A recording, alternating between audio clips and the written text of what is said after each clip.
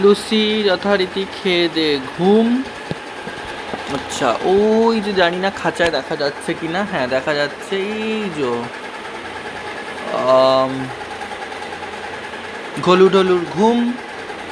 ম্যাক্সুকে সকালবেলা আজকে স্নান করিয়ে দিয়েছি, ঘুম।